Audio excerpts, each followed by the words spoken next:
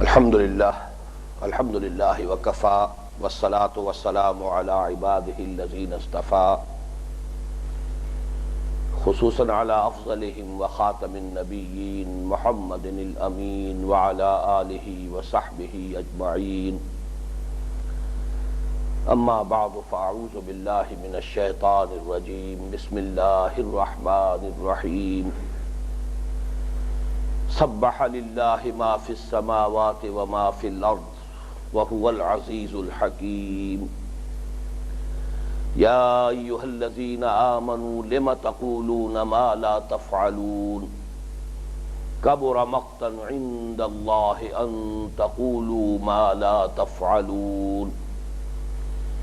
ان اللہ یحب الذین یقاتلون فی سبیلہ صفا کأنہم بنیان مرصوص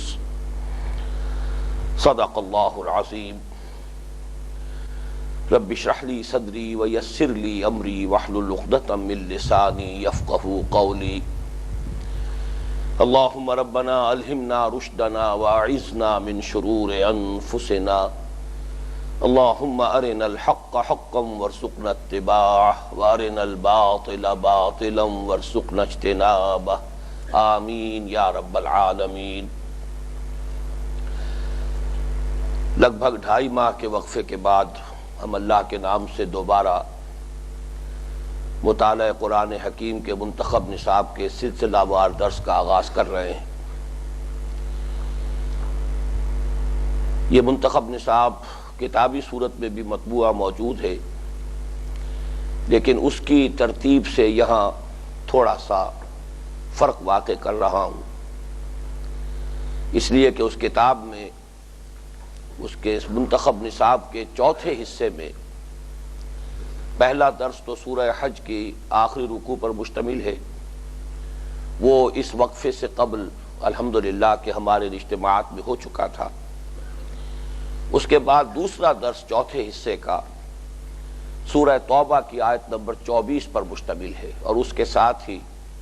ایک حدیث نبوی علی صاحب الصلاۃ والسلام بھی اس درس میں شامل ہے۔ میں اس درس کو مؤخر کر رہا ہوں اور اس سے پہلے یہ سورۃ الصف کا مطالعہ شروع کر رہا ہوں۔ انشاءاللہ اس کے بعد پھر ہم سورہ توبہ کی اس آیہ مبارکہ اور اس حدیث نبوی کا مطالعہ کریں گے۔ حسب معمول اور حسن اتفاق سے اس درس کے شروع میں بھی 4 تمہیدی امور ہیں۔ سب سے پہلے ہمیں اپنے ذہن میں تازہ کر لینا چاہیے کہ اس منتخب نصاب میں جو سلسلہ مضامین چل رہا ہے اور اس میں جو ترتیب ہے، اس کے اعتبار سے ہم اس وقت کس مقام پر ہیں۔ یاد ہوگا کئی بار یہ بات سامنے آ چکی ہے کہ یہ منتخب نصاب 6 حصوں پر مشتمل ہے۔ اس کا مرکز و محور بھی کہہ لیں اور مبنا و مدار بھی کہہ لیں، وہ سورۃ العصر ہے۔ سورۃ العصر اس کا نقطہ آغاز بھی ہے۔ سورۃ العصر میں انسان کی کامیابی کی 4 شرائط کا بیان ہے: ایمان، عمل صالح، تواصی بالحق، تواصی بالصبر۔ تو اس کے 4 حصے تو ان 4 شرائط کی کسی قدر تفصیل پر مشتمل ہیں۔ پہلے حصے میں سورۃ العصر کے علاوہ 3 اور جامع اسباق ہیں، اور پھر آخری اور چھٹا حصہ پھر ایک نہایت جامع سورت پر مشتمل ہے، سورہ حدید۔ ہم اس منتخب نصاب کے 3 حصے مکمل کر چکے ہیں، یعنی پہلا حصہ جو جامع اسباق پر مشتمل تھا، دوسرا حصہ جو ایمان کے مباحث اور اس کی تفاصیل پر مشتمل تھا،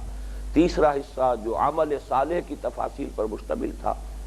اب یہ چوتھا حصہ ہے کہ جو در حقیقت سورۃ العصر میں جو تیسری شرط نجات بیان ہوئی ہے، تواصی بالحق،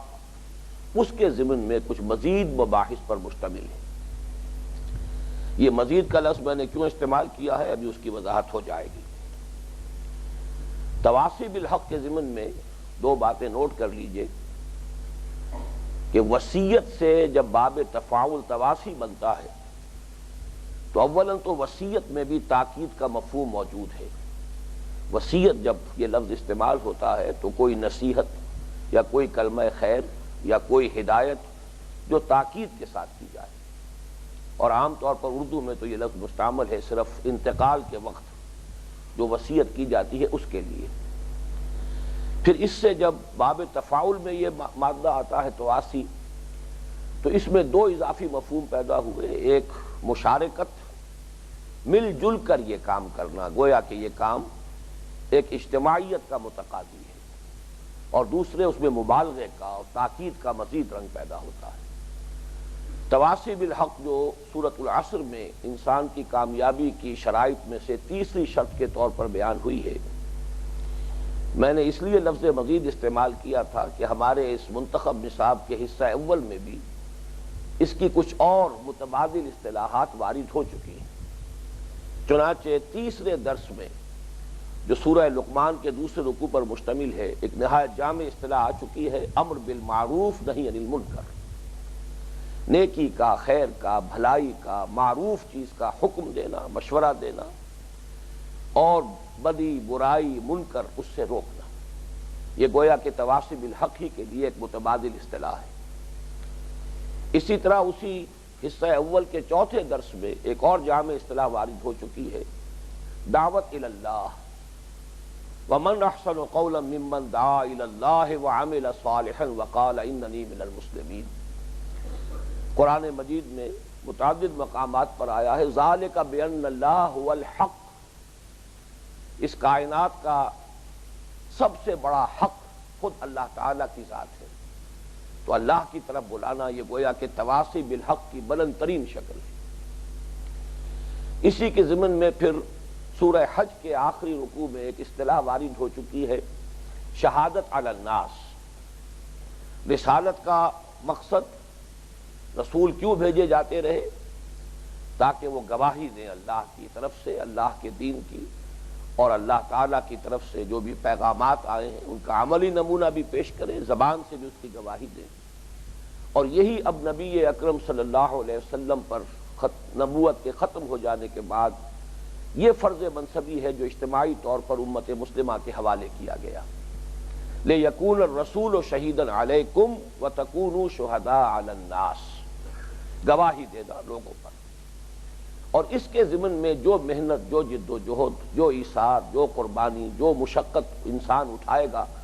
اس کا جامع عنوان آ چکا ہے جہاد۔ چنانچہ سورہ حج کے آخری رکوع میں اصطلاح آ چکی ہے، وَجَاهِدُوا فِي اللَّهِ حَقَّ جِهَادِهِ۔ اور اب اصل میں یہی اصطلاح جو سورہ حجرات میں بھی آ چکی تھی کہ یہ جہاد فی سبیل اللہ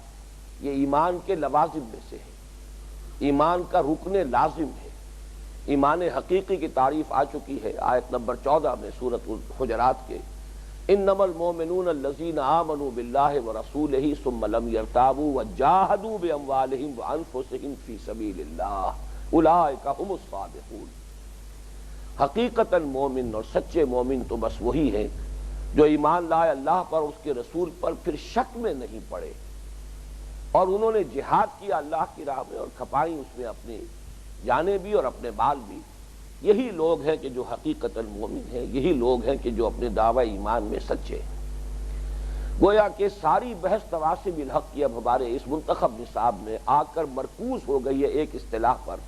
اور وہ ہے جہاد فی سبیل اللہ۔ اگرچہ جہاد فی سبیل اللہ کا مفہوم کیا ہے، اس کے مراحل کیا ہیں، اس کے مراتب کیا ہیں، مدارج کیا ہیں، اس پر ایک مفصل گفتگو اس وقفے سے قبل ہو چکی ہے،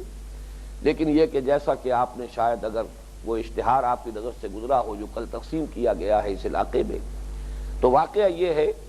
کہ جہاد اور قتال فی سبیل اللہ کے موضوع پر قرآن حکیم کی جامع ترین صورت یہ سورۃ الصف ہے کہ جس کا اب ہم مطالعے کا آغاز کر رہے ہیں۔ دوسرا تمہیدی معاملہ یہ ہے کہ مصحف میں ہم اس وقت کس مقام پر ہیں اس کے اعتبار سے بھی کچھ اپنے ذہن میں بعض باتوں کو تازہ کر لینا چاہیے۔ یاد ہوگا اس سے پہلے تفصیل سے بیان ہو چکا ہے، قرآن حکیم میں 7 منزلیں جو معروف ہیں، اور اسی طریقے سے مکی اور مدنی صورتوں کے 7 گروپ، اگرچہ کہیں کہیں ان میں توافق بھی پیدا ہو جاتا ہے، لیکن یہ کہ عام طور پر یہ دونوں سلسلے یہ علیحدہ علیحدہ چلتے ہیں۔ چنانچہ جو آخری منزل کہلاتی ہے قرآن حکیم کی، جو سورہ قاف سے شروع ہوتی ہے، یہ آخری منزل سورہ قاف سے اور اختتام مصحف تک، اس میں مکی اور مدنی صورتوں کے 2 گروپ ہیں، 6واں گروپ اور 7واں گروپ۔ یہ جو چھٹا گروپ ہے جو سورہ قاف سے شروع ہوتا ہے اور سورہ تحریم پر ختم ہوتا ہے، یہ ان ساتوں گروپوں میں ایک بڑی امتیازی شان کا حامل ہے۔ چنانچہ اس کی جو مکی صورتیں ہیں وہ جو ظاہری پہلو ہے قرآن مجید کا، ظاہری حسن، اس کی ادبیت، اس کی فصاحت، اس کی بلاغت، اس کے اندر ایک ملکوتی غنا، اس میں صوتی ہم آہنگی، اس اعتبار سے قرآن حکیم کا حسین ترین حصہ ہے۔ 7 صورتیں ہیں سورہ قاف سے لے کر سورہ واقعہ تک،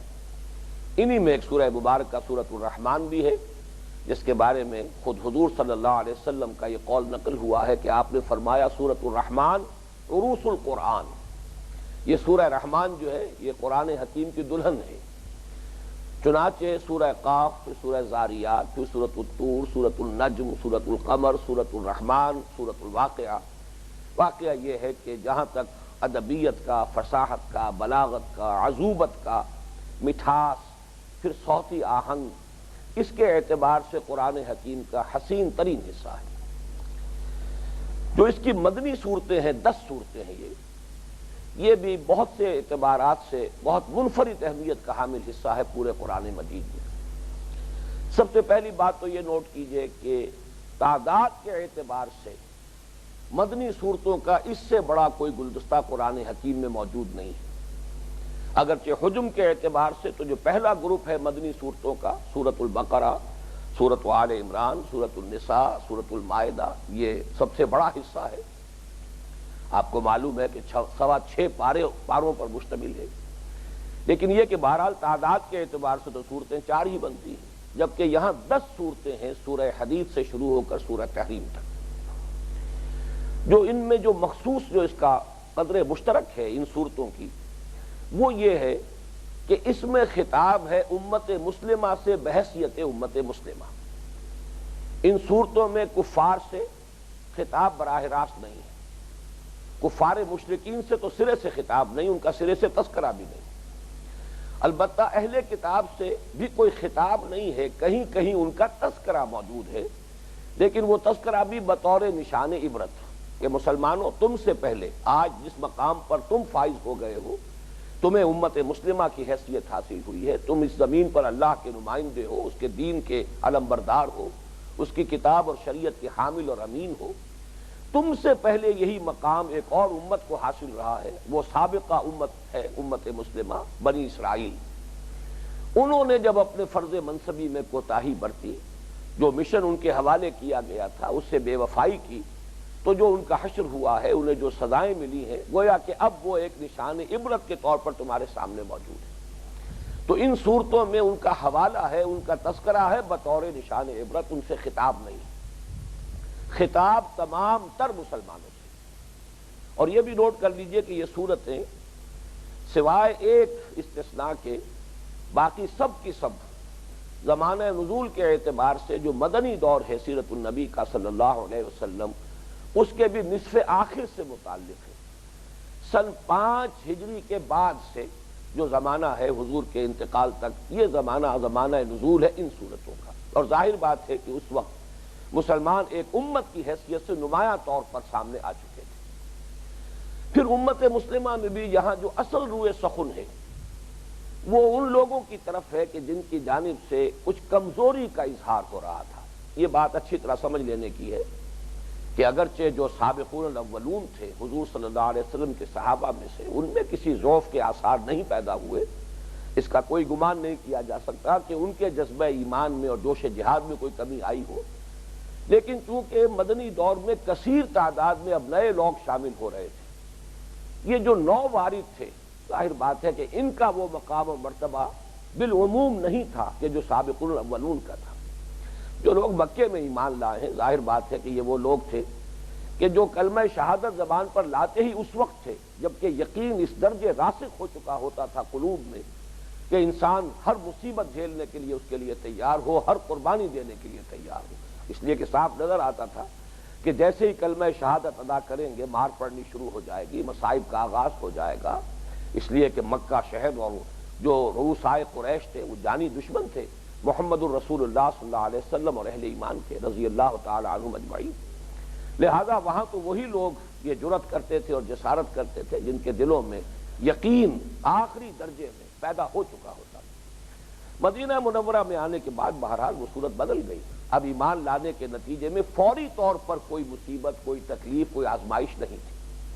وہ آزمائش تو اسی وقت آتی تھی جب جہاد اور قتال کا حکم ہوتا تھا کہ نکلو اللہ کی راہ میں، اور اس میں بھی چونکہ عام طور پر غزوہ تبوک تک سن 9 ہجری تک صرف ترغیب و تشویق کا معاملہ رہا ہے، نفیر عام نہیں تھی کہ ہر مسلمان کے لیے اس میں شرکت لازم کر دی گئی، لہذا کوئی ایسی بڑی آزمائش جو ہے فوری طور پر مسلمانوں کو پیش نہیں آتی تھی۔ لہذا اب جو آمد شروع ہوئی ہے اور مسلمان جو اسلام لانا شروع کیا لوگوں نے، تو اب ظاہر بات ہے کہ ان کا رنگ وہ نہیں تھا کہ جو ان لوگوں کا تھا جو مکے میں ایمان لا رہے تھے۔ اس اعتبار سے اگر جائزہ لیں گے تو جو اوسط کا حساب ہے، اوسط کے حساب سے ہم کہہ سکتے ہیں کہ اب وہ جذبہ، وہ جوش و خروش، وہ جذبات ایمانی اور وہ جوش جہاد جو ہے بالعموم موجود نہیں تھا کہ جو ابتدا میں تھا۔ بس اس کو سامنے رکھ کر ان صورتوں میں آپ دیکھیں گے کہ مسلمانوں کو کچھ ملامت کا انداز، کچھ زجر کا، ڈانٹ ڈپٹ کا انداز، جیسا کہ اسی سورہ مبارکہ کی دوسری آیت میں آ جائے گا، یا ایھا الذین آمنوا لم تقولون ما لا تفعلون، اہل ایمان کیوں کہتے ہو جو کرتے نہیں، کبر مقتا عند اللہ ان تقولوا ما لا تفعلون۔ اچھی طرح کان کھول کر سن لو کہ یہ تمہارا طرز عمل کے زبان سے دعوے ایمان کے اور محبت رسول کے اور اللہ تعالیٰ پر یقین اور اعتماد کے، لیکن عمل میں اس کے برعکس صورت جو ہے یہ در حقیقت اللہ تعالیٰ کے غضب کو بھڑکانے والی اور شدید بیزاری پیدا کرنے والی، یعنی بجائے لینے کے دینے پڑ جائیں گے۔ یہ جو تمہارا قول اور عمل کا تضاد ہے، قول و فعل کا تضاد ہے، بجائے اس کے کہ یہ کریڈیٹیبل ہو، اس سے تمہیں دنیا اور آخرت میں اللہ تعالیٰ کی رضا اور سرخروئی حاصل ہو، الٹا حساب ہو سکتا ہے کہ لینے کے دینے پڑ جائیں۔ یہ جو انداز ہے لم تقولون ما لا تفعلون کبر مقتا عند اللہ ان تقولوا ما لا تفعلون، یہ آپ ان صورتوں میں دیکھیں گے بار بار آیا ہے۔ چنانچہ پہلی سورہ مبارکہ جو ہے سورہ حدید، اس میں بھی وما لکم لا تؤمنون باللہ، تمہیں کیا ہو گیا ہے، کیوں اللہ پر ایمان اور یقین پختہ نہیں رکھتے، کیوں اپنا پورا اعتماد اور توکل اللہ کی ذات کے ساتھ منسلک نہیں کرتے، وما لکم الا تنفقوا فی سبیل اللہ، تمہیں کیا ہو گیا اللہ کی راہ میں خرچ کیوں نہیں کرتے۔ اس وجہ میں یہ عرض کر رہا ہوں کہ یہ جو زجر کا، توبیخ کا، ڈانٹ کا، ڈپٹ کا، جھنجھوڑنے کا انداز ہے وہ ان صورتوں میں قدر مشترک ہے۔ اس اعتبار سے اگر غور کیا جائے تو ہم لوگوں کے لیے تو گویا کہ یہ حصہ قرآن مجید کا نہایت اہم ہے، اس لیے کہ وہ کیفیات جن کا ابھی یوں سمجھیے کہ سرے سے کوئی ابھی صرف ظہور ہی شروع ہوا تھا، وہ اضمحلال یا جوش جہاد میں اور جذبہ ایمان میں کوئی کمی، یہ تو گویا کہ ابھی تو نہ ہونے کے برابر تھی۔ یہ تو دور جو ہے وہ تو بہترین دور ہے ہماری تاریخ کا، امت مسلمہ کی تاریخ کا بہترین دور ہے، لیکن یہ کہ اس کو جو ایک موضوع بنا کر اللہ تعالیٰ کی طرف سے جو ہدایات آئی ہیں، آج جبکہ ہمارے ہاں وہ ایمان حقیقی تو تقریباً علقہ کے درجے میں ہے، اگر کسی کو کچھ توفیق نصیب بھی ہوتی ہے تو بس یہ کہ کچھ تھوڑی سی ہمت کرنے کے بعد انسان جلد تھک جاتا ہے، تو گویا کہ ہمارے لیے تو سب سے زیادہ اہم حصہ قرآن مجید کا یہی ہے، اور اس اعتبار سے آپ نے نوٹ کیا ہوگا کہ ہمارے اس منتخب نصاب میں اس حصے میں سے بہت سے اسباق جو ہے وہ اس حصے کی صورتوں پر مشتمل ہے۔ پھر یہ کہ اس حصے میں ایک اور خاص بات ہوئی ہے، دین کے فلسفے اور حکمت کے جو اہم مسائل ہیں جن پر بڑی تفصیلی مباحث جو ہیں، تفصیلی مباحث آئے ہیں جن پر طویل مکی صورتوں میں اور طویل مدنی صورتوں میں، مثلا یہ کہ ایمان کی حقیقت کیا ہے، ایمان کے لوازم کیا ہے، ایمان کے ثمرات کیا ہیں۔ ظاہر بات ہے کہ یہ مکی صورتوں کا مضمون ہے، اس لیے کہ مکی صورتوں میں تو سارا زور ہی دعوت ایمان پر ہے، لیکن یہ کہ یہ مکی صورتوں میں یہ مضامین جو بہت پھیلے ہوئے ہیں، بہت مفصل ہیں، پھر یہ کہ منتشر بھی ہیں، مختلف مقامات پر آئے ہیں۔ ایک سورہ ہے سورہ تغابن، کل 18 آیات پر مشتمل، کہ جس میں ان تمام مباحث کا ایک جامع خلاصہ آ گیا ہے۔ یہ سورہ مبارکہ جیسا کہ آپ کو یاد ہوگا ہمارے اس منتخب نصاب کے حصہ دوم میں شامل ہے، اس کا درس ہو چکا ہے۔ کل 18 آیات، جس میں سے پہلے رکوع میں کہ جو 10 آیات پر مشتمل ہے، ایمان کی حقیقت اور ایمانیات ثلاثہ کی تفصیل، ایمان کی پرزور دعوت۔ پھر یہ کہ دوسرے رکوع میں کہ جو 8 آیات پر مشتمل ہے، ثمرات ایمانی، ایمان کے لوازم کیا ہیں، ایمان کے نتیجے میں تمہارے طرز فکر میں کیا انقلاب آ جانا چاہیے، تمہارے عمل میں کیا تبدیلی پیدا ہونی چاہیے۔ اس موضوع پر جامع ترین سورت سورہ تغابن ہے، جو اس گلدستے کی ایک سورہ مبارکہ ہے۔ ایمان کے برعکس کیفیت ہے نفاق۔ اب آپ کو معلوم ہے کہ نفاق کی یہ بیماری اصلاً پیدا ہوئی ہے مدنی دور میں آ کر، اگرچہ اس کا سراغ جو ہے وہ ہمیں مکی صورتوں میں بھی ملتا ہے خاص اعتبار سے، وہ ابھی آئے گا ہمارا جو اگلا حصہ ہے، 5واں حصہ ہے، اس میں تفصیل سے اس پر بحث ہوگی۔ لیکن اصل میں یہ مرض جو ہے پوری شدت کے ساتھ ظاہر ہوا ہے مدنی دور میں، تو مدنی صورتوں میں سورہ توبہ میں، سورہ نساء میں، سورہ آل عمران میں بڑے مفصل مباحث ہیں، لیکن اس مجموعے میں کل 11 آیات پر مشتمل ایک سورۃ المنافقون ہے، اور اس سورہ مبارکہ میں اس مرض کی بنیاد کیا ہے، جڑ کیا ہے، سبب کیا ہے، اس کی علامات کیا ہیں، اس کے مدارج کیا ہیں، اس کے عواقب کیا ہیں، پھر یہ کہ اس سے بچنے کے لیے کیا تدابیر اختیار کی جائے، اگر کہیں چھوت لگ جائے تو اس کا علاج کیسے ہو، گویا کہ ان تمام مضامین پر مشتمل کل 11 آیات پر مشتمل ہے سورۃ المنافقون کے، جو اس مجموعے میں شامل ہے۔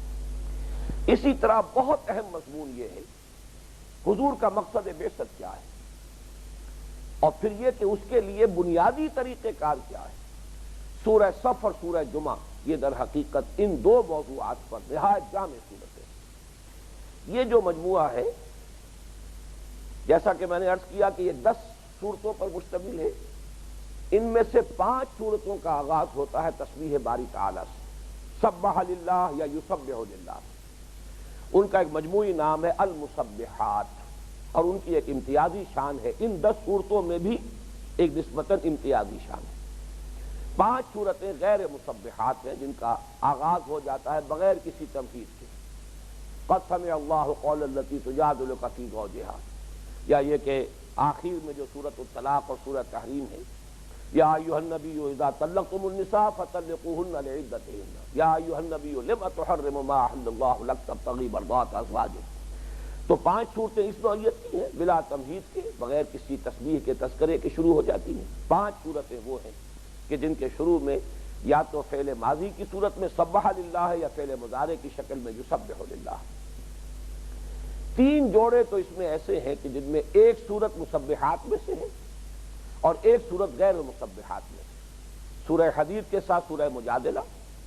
سورۃ الحشر کے ساتھ سورۃ الممتحنہ، اسی طریقے سے پھر سورہ منافقون ہے جو کہ سورہ تغابن کے ساتھ ہے، سورہ تغابن مسبحات میں سے ہے، سورہ منافقون یہ جو ہے غیر مسبحات میں سے ہے۔ ایک جوڑا کلیتاً غیر مسبحات پر ہے، سورۃ الطلاق اور سورۃ التحریم، لیکن یہ جو جوڑا ہے کہ جو دونوں مسبحات پر مشتمل ہے، سورۃ الصف اور سورۃ الجمعہ، یہ اس پورے مجموعے میں اس اعتبار سے ایک امتیازی شان کا حامل جوڑا ہے کہ ایک تو یہ کہ دونوں کا آغاز تسبیح رب سے ہو رہا ہے، دوسرے یہ کہ دونوں بالکل عین وسط میں،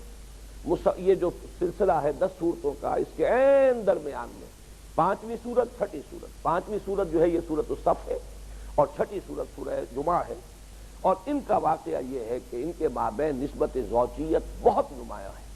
معنوی اعتبار سے بہت نمایاں ہے۔ لہذا تیسری بات جو ہے میں اس کے ضمن میں عرض کروں گا، یہ بھی نوٹ کر لیجئے کہ ہمارے اس منتخب نصاب میں اس سے پہلے اس مجموعے میں سے سورہ تغابن دوسرے حصے میں آ چکی ہے، سورہ تحریم تیسرے حصے میں آ چکی ہے، اور اب اس چوتھے حصے میں 3 صورتیں تسلسل کے ساتھ آئیں گی۔ سورہ صف کا مطالعہ ہمیں کرنا ہے، پھر سورہ جمعہ کا مطالعہ کرنا ہے، پھر سورۃ المنافقون کا مطالعہ کرنا ہے، اور پھر جو آخری حصہ ہے جیسا کہ میں نے پہلے بھی عرض کیا تھا، 6ٹھا حصہ جو ہے اس منتخب نصاب کا، وہ کل کا کل سورۃ الحدید پر مشتمل ہے۔ اب آئیے تیسری بات، سورۃ الصف اور سورۃ الجمعہ کے مضامین میں جو نسبت زوجیت ہے اس کو سمجھیے، اور خاص طور پر معنوی جو نسبت ہے، ایک نسبت تو بڑی ظاہر ہے، نسبت زوجیت اسی کو کہتے ہیں کہ جو کسی مقصد کی تکمیل کرے، 2 چیزیں کہ جو ایک مقصد کی تکمیل میں ایک دوسرے کی معاون ہو، ان میں مشابہت بھی ہوگی اور کسی اعتبار سے فرق بھی ہوگا۔ اس میں اب آپ دیکھ رہے ہیں کہ سورۃ الصف شروع ہو رہی ہے سبح للہ ما فی السماوات و ما فی الارض، سورۃ الجمعہ شروع ہوگی یسبح للہ ما فی السماوات و ما فی الارض، گویا کہ زمان کا احاطہ ہو گیا، فعل ماضی فعل مضارع دونوں جمع ہو گئے، تو گویا کہ کل زمان جو ہے اس کا احاطہ ہو گیا ہے کہ تسبیح باری تعالیٰ اس کائنات کی ہر شے ہمیشہ سے کرتی آ رہی ہے، ہر آن کر رہی ہے اور ہمیشہ کرتی رہے گی۔ تکمیل ہو گئی زمان کی فعل ماضی اور فعل مضارع کے جمع ہونے سے، لیکن اصل شے جو ہے اس میں وہ معنوی ہے، اور اس کی حقیقت میں چاہتا ہوں اچھی طرح آپ سمجھ لیں۔ نبی اکرم صلی اللہ علیہ وسلم کی سیرت مطہرہ اور آپ کا جو عظیم کارنامہ ہے آپ کی حیات طیبہ کا، اس کو سمجھنے کے لیے دو پہلو نہایت اہم ہیں۔ ایک تو یہ کہ حضور کا اصل مقصد بعثت کیا تھا، حضور کس لیے بھیجے گئے، اس انگریزی میں کہا جاتا ہے purpose of the advent of Muhammad صلی اللہ علیہ وسلم، بعثت محمدی کا اصل مقصد کیا ہے۔ اس سورہ مبارکہ کی جو مرکزی آیت ہے جس کی حیثیت کے اس سورت میں عمود کی ہے، هو الذی ارسل رسولہ بالہدی ودین الحق لیظہرہ علی الدین کلہ ولو کرہ المشرکون، یہ گویا کہ نبی اکرم صلی اللہ علیہ وسلم کے مقصد بعثت کو معین کرنے والی آیت مبارکہ ہے۔ اس پر گفتگو تفصیل سے ہوگی۔ میری ایک مختصر سی جو کتاب ہے نبی اکرم صلی اللہ علیہ وسلم کا مقصد بعثت،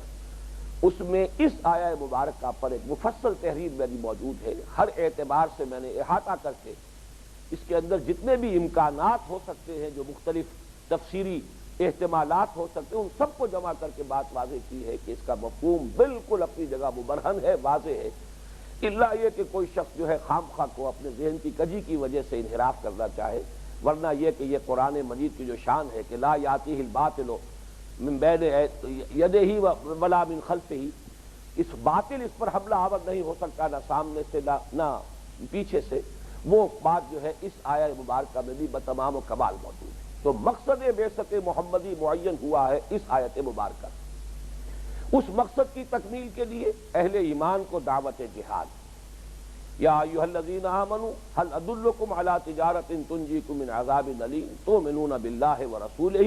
وتجاہدون فی سبیل اللہ باموالکم وانفسکم، یہ گویا کہ دعوت جہاد اور نہایت پرزور انداز میں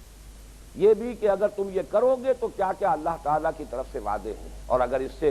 پیٹھ موڑ لو گے تو پھر کیا کیا وعیدیں ہیں۔ ترغیب و ترہیب کے تمام اسلوب اس سورہ مبارکہ میں جمع ہو گئے، اس لیے کہ ظاہر بات ہے کہ دین کے غلبے کی جد و جہد، اس کے لیے تو انسان ایسے مردان کار درکار ہیں کہ جو جان ہتھیلی پر رکھ کر میدان میں آ جائے۔ پھر اس جہاد کے ضمن میں بھی جو اس کی آخری چوٹی ہو سکتی ہے اور وہ ہے قتال، اس سورہ مبارکہ میں وہ آیت بھی آ گئی کہ جان لو، اچھی طرح سوچ سمجھ کر اس وادی میں قدم رکھو، ان اللہ یحب الذین یقاتلون فی سبیلہ صفا کانہم بنیان مرصوص، اللہ کو تو محبوب اپنے وہ بندے ہیں جو اس کی راہ میں قتال کرتے ہیں اس طرح صفے باندھ کر گویا کہ سیسا پلائی ہوئی دیوار ہے۔ یہ گویا کہ مضمون ہے، خلاصہ ہے سورۃ الصف کا۔ لیکن یہ کہ اس جہاد و قتال کے لیے انسان کیسے حاصل کیے جائیں، کیسے فراہم کیے جائیں، ظاہر بات ہے کہ انسانی قوت ہی ہے کہ جس کے نتیجے میں، اور انسانی محنت ہی ہے جس کے نتیجے میں یہ انقلاب عظیم برپا ہو سکتا ہے۔ ان لوگوں کو فراہم کرنا، پھر ان کی تربیت، یہ کس نہج سے ہو، یہ در حقیقت مرکزی مضمون ہے کہ جو سورۃ الجمعہ کا ہے، اس کی جو آیت ہے مرکزی جو اس کے عمود کی حیثیت رکھتی ہے، هو الذی بعث فی الامیین رسولا منہم یتلو علیہم آیاتہ ویزکیہم ویعلمہم الکتاب والحکمہ۔ ذرا نوٹ کیجئے، هو الذی ارسل رسولہ بالہدی، یہ ہے وہ آیت کے جو عمود ہے سورہ صف کا۔ هو الذی بعث فی الامیین رسولا منہم، یہ ہے الفاظ ہیں اس آیت مبارکہ کے آغاز میں کہ جو عمود ہے سورۃ الجمعہ کا۔ گویا کہ دونوں صورتوں میں سیرت محمدی صلی اللہ علیہ وسلم ہی کے دو پہلو ہیں کہ جو زیر بحث آئے۔ اس اعتبار سے یہ دونوں صورتیں مل کر، اور خاص طور پر اس مجموعے کے بالکل وسط میں قلب میں آ کر، در حقیقت نہایت اہمیت کی حامل صورتوں کی شکل انہوں نے اختیار کی ہے، جن کے بارے میں اللہ تعالی ہمیں توفیق دے کہ پوری گہرائی کے ساتھ اس کے مفہوم کو سمجھنے کی کوشش کریں۔ تمہیدی مضامین میں اب آخری مضمون جو ہے وہ سورۃ الصف کے مضامین کا ایک تجزیہ ہے۔ وہ میں دیکھ رہا تھا کہ جو منتخب نصاب کتابی شکل میں شائع شدہ ہے، الحمدللہ کہ میرا خیال یہ ہے کہ اب سے کم 15 برس قبل میں نے وہ تحریر لکھی تھی، آج اسے پڑھ کر بہت اطمینان ہوا کہ بحمد اللہ اس کا کما حقہ بیان وہاں ہو چکا ہے. میں اس وقت صرف اشارے کروں گا اس لیے کہ اس درس کے ضمن میں بھی یہ چیزیں ریکارڈ ہو جائیں. ابھی جیسا کہ عرض کیا جا چکا ہے اس کا ایک عمود ہے. یہ اصطلاحات ہو سکتا ہے کہ بعض حضرات کے جو نئے شامل ہو رہے ہوں ہمارے حلقہ درس میں ان کے سامنے واضح نہ ہو. عمود یا مرکزی مضمون ہر صورت کا بعض جگہوں پر تو وہ لفظاً معین ہے، جیسا کہ میں نے عرض کیا کہ اس سورہ مبارکہ کا عمود جو ہے اس کی آیت نمبر 9 ہے. هو الذی ارسل رسولہ بالہدی ودین الحق لیظہرہ علی الدین کلہ. ہر صورت جو ہے اپنی جگہ پر معنوی اعتبار سے ایک مربوط عبارت ہے، بلکہ صورت کا لفظ بنا ہے. یہ سور کہتے ہیں عربی زبان میں فصیل کو. پچھلے زمانے میں شہروں کا معاملہ یہ ہوتا تھا کہ ہر شہر کے گردا گرد ایک فصیل ہوتی تھی، اور پھر اس کے اندر جو ہے شہر کا نقشہ ہے، بازار ہیں اور جو بھی جگہیں ہیں مختلف اور رہنے کے علاقے ہیں. تو گویا کہ ہر صورت جو ہے قرآن مجید کی وہ ایک شہر معنی ہے، علم اور حکمت کا ایک شہر ہے، اس کے گرد ایک فصیل ہے. اور ہر صورت میں جو آیات ہیں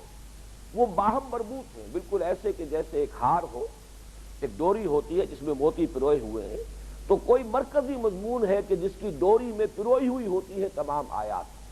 اور واقعہ یہ ہے کہ اگر ان آیات کا باہمی ربط انسان سمجھ لے اور پھر ان میں سے ہر آیت کا جو ربط ہے اس مرکزی مضمون کے ساتھ اگر انسان اس پر غور کرے تو بہت سے نئے مضامین جو ہے اور بہت سی حکمتیں جو ہے کلام الہی کی وہ منکشف ہوتی ہیں اور وہ سامنے آتی ہیں. میں اس کی مثال دیتا رہا ہوں کہ ہر موتی اپنی جگہ پر نہایت حسین ہے، نہایت قیمتی ہے، نہایت اعلیٰ ہے، خوش منظر ہے، لیکن جب آپ ایک ترتیب کے ساتھ انہیں کسی ڈوری میں پرو دیتے ہیں تو اس کا حسن دوبارہ ہوتا ہے. وہ باہمی ربط اور توازن کے حوالے سے ان میں ایک نیا حسن جو ہے نمایاں ہوتا ہے. بالکل اسی طریقے سے ہر آیت اپنی جگہ پر معنی اور حکمت کا ایک موتی ہے، بہت قیمتی موتی. لیکن جب یہ پرو دی جاتی ہیں آیات ایک ڈوری میں، ایک عمود، ایک مرکزی مضمون کے ساتھ وابستہ کر دی جاتی ہیں تو ان کے اس باہمی ربط اور تعلق سے ان میں ایک حسن معنی جو ہے بالکل ایک نئی شان کے ساتھ ظاہر ہوتا ہے. یہ مختلف صورتوں پر غور و فکر کرنے کے لیے بنیادی اصول ہے. تو اس سورہ مبارکہ کا عمود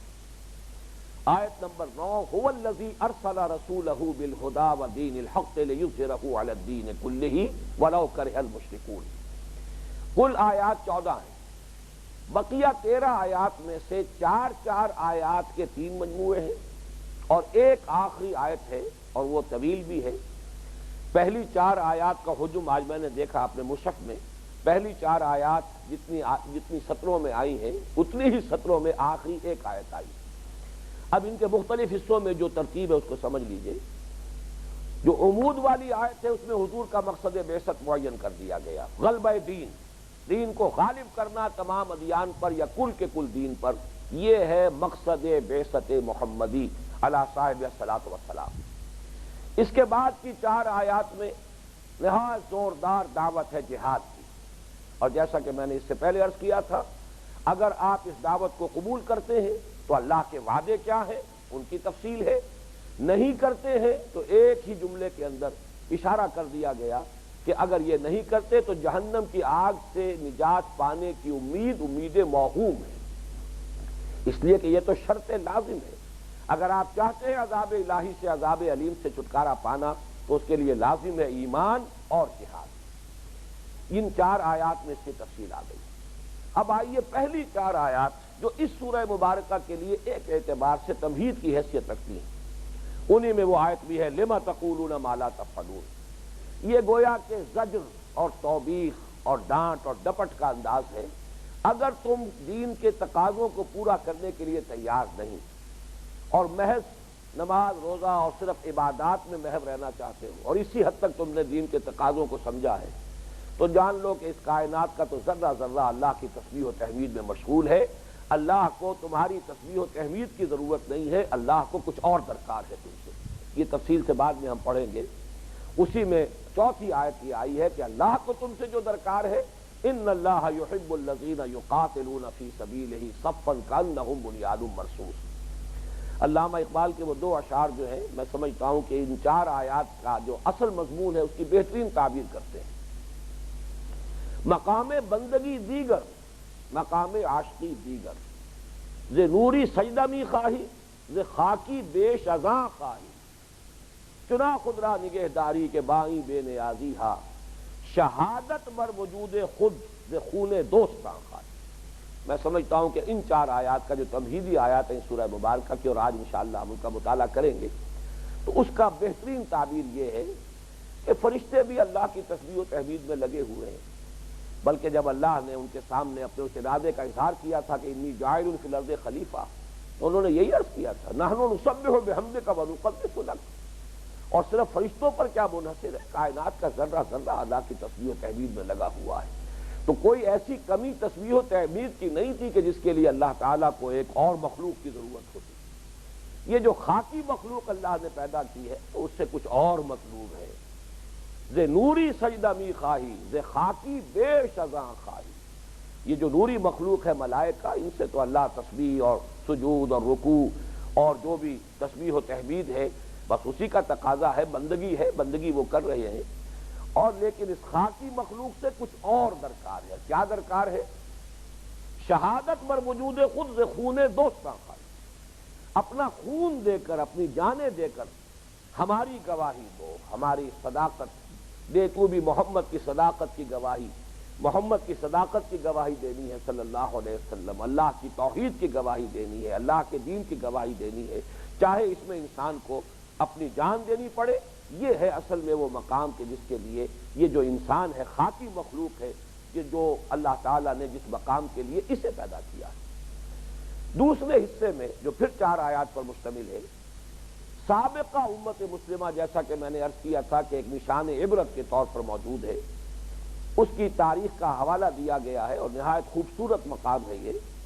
سابقہ امت مسلمہ کی تاریخ شروع ہوتی حضرت موسیٰ سے، اور پھر آخری رسول جو ان کی طرف بھیجے گئے وہ حضرت عیسیٰ ہیں۔ ان دونوں کے ساتھ ان کا جو طرز عمل رہا ہے اس کا تذکرہ کر دیا گیا، اور یہ پھر میں عرض کر رہا ہوں بطور نشان عبرت کہ مسلمانوں دیکھو کہیں ایسا نہ ہو کہ تم بھی ان کے نقش قدم پر چلو، تم بھی اگر پہلوتی ہی کرو گے اپنی ذمہ داریوں کو ادا کرنے سے، اگر تم نے بھی اللہ تعالیٰ کے دین کے انتقاضوں کو پورا کرنے میں کوئی کمزوری کا مظاہرہ کیا، تمہارے بھی قول و عمل میں تضاد ہوا جیسے کہ تضاد رہا ہے بنی اسرائیل کا اور یہود کا، تو پھر جو سزا اللہ نے ان کو دی تھی اس سزا کے لیے تم بھی تیار رہو۔ یہ تو ضرور ہوا ہے کہ بہرحال چونکہ نبی اکرم صلی اللہ علیہ وسلم آخری رسول ہے، آخری نبی ہے، حضور نے فرمایا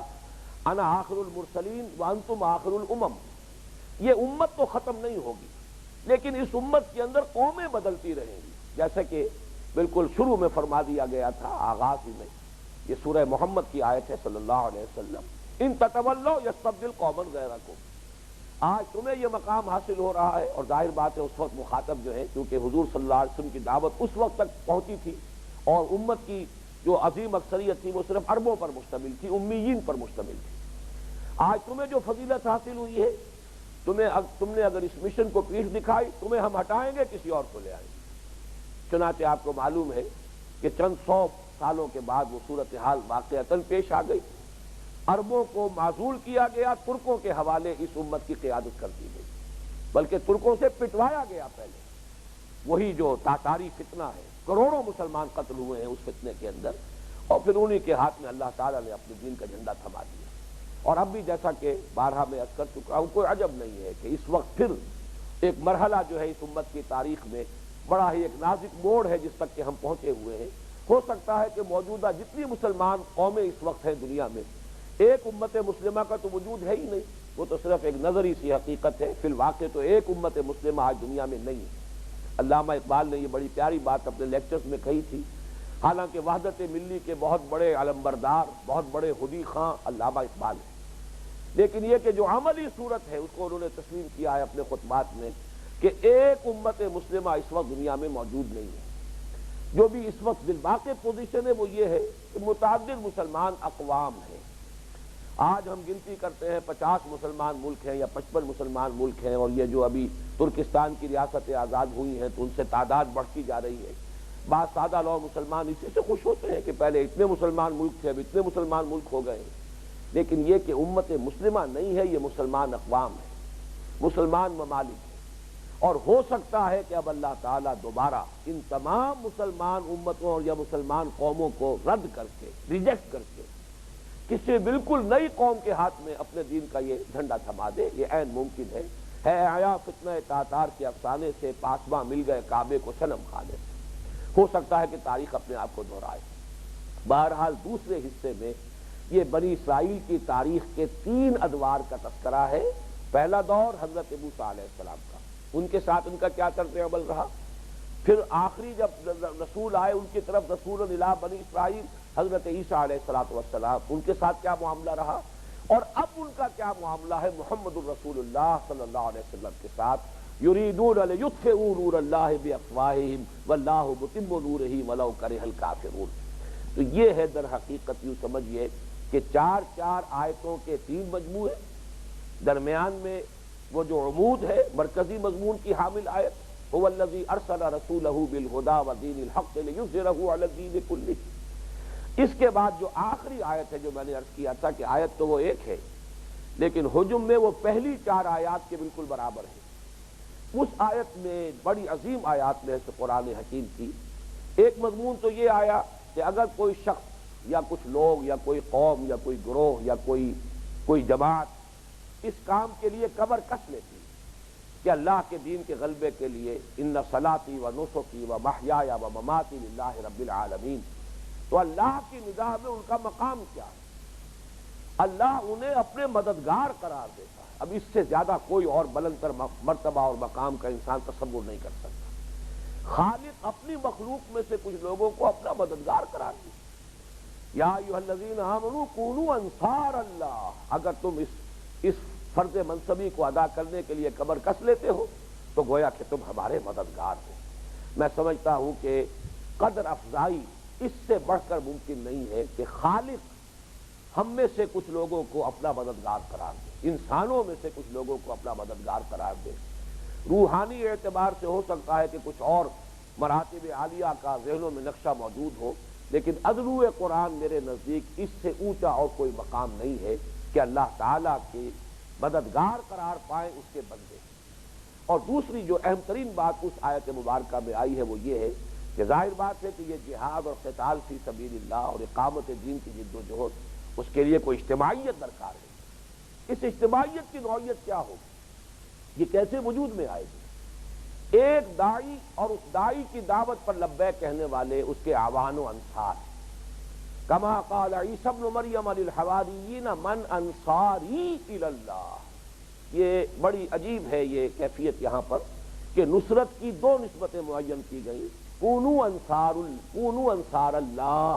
اصل تو نصرت اللہ کی ہے، دین اللہ کا ہے، اس کے لیے جد و جہد، اس کے لیے محنت، اس کے لیے ایثار، اس کے لیے قربانی، اللہ تعالیٰ اسے اپنی نصرت سے تعبیر کر رہے ہیں۔ لیکن یہ اللہ کی نصرت ہوگی عملاً کس شکل میں؟ من انصاری الی اللہ، کوئی داعی الی اللہ جو ہے، یہ لفظ نوٹ کر لیجئے، قرآن مجید میں ایک مقام پر آیا ہے